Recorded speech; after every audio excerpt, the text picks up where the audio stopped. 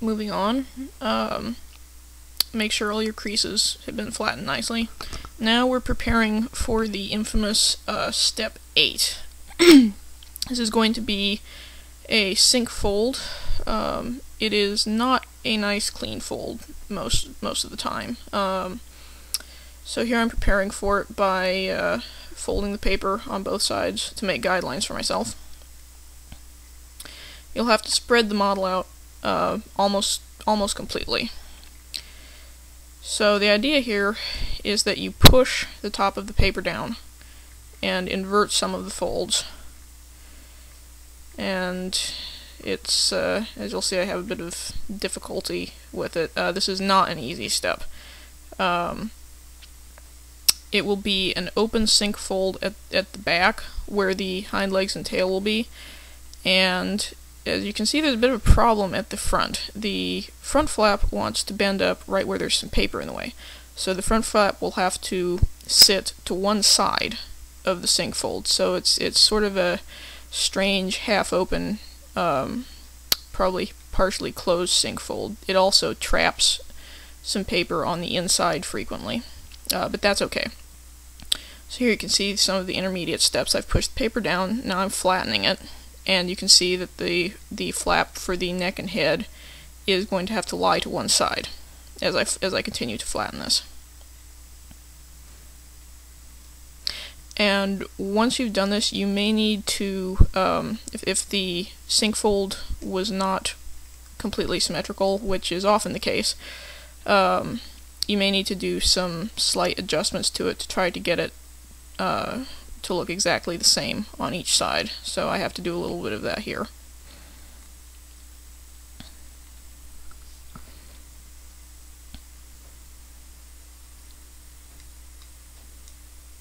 And you want to do your best to keep the folds done prior to the sink fold unchanged.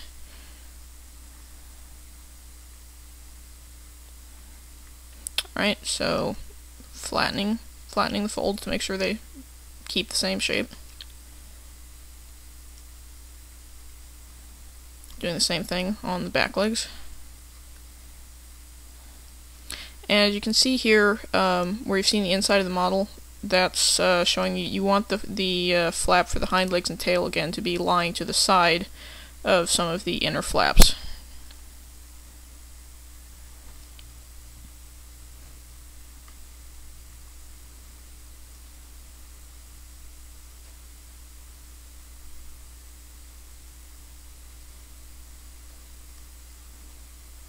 Okay, moving on from the sink fold. Now we'll do another inside reverse fold to start better defining the back legs and tail. This is another one that you just have to eyeball. No good guidelines for it.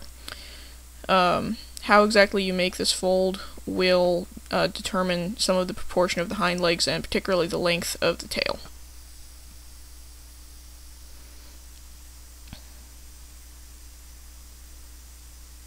So now what we'll do is we will continue to define the back legs by doing a simple valley fold to narrow the backs of them, and do that on both sides.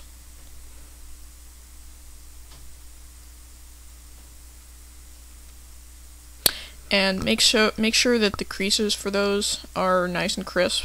So you might want to use the back of your nail to flatten it, as I'm doing here.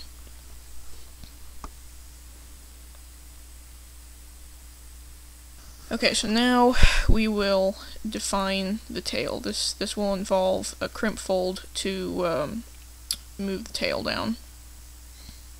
So you see here we have some excess paper on the sides. That gets folded over. For the moment we'll keep it on top of the other paper, but it will eventually get folded underneath.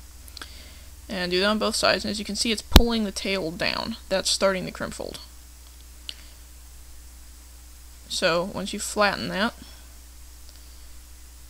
the tail will end up being angled down and shaped better.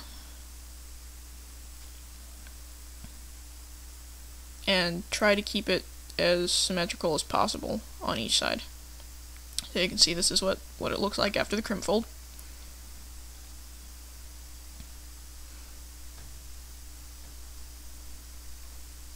So now we're going to move those flaps inside to hide them. It just looks cleaner.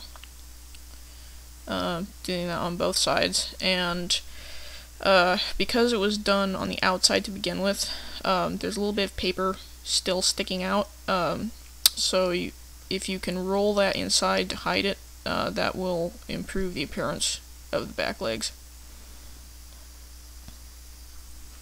Because ideally all you want to see is that one flap on the outside.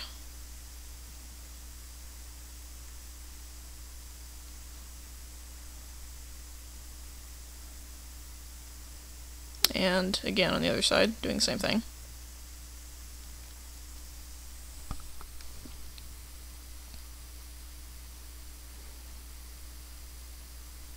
And that's the back of the hind legs and the tail defined.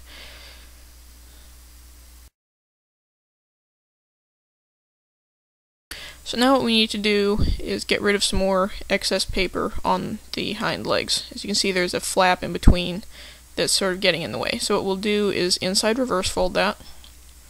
This hides it, but also serves the purpose of making the hind legs a bit more independent of each other. So you can see that's significantly narrowed the hind legs.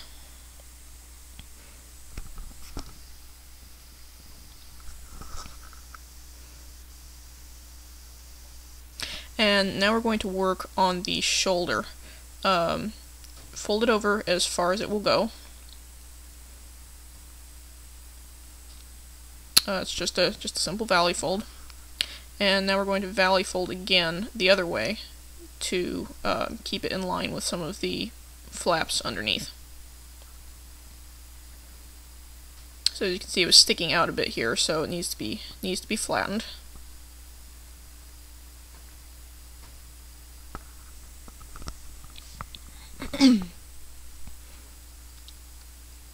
And we need to do the same thing on the other side. Again, just a simple valley fold.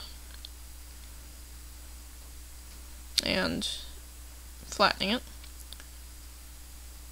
Then valley fold again.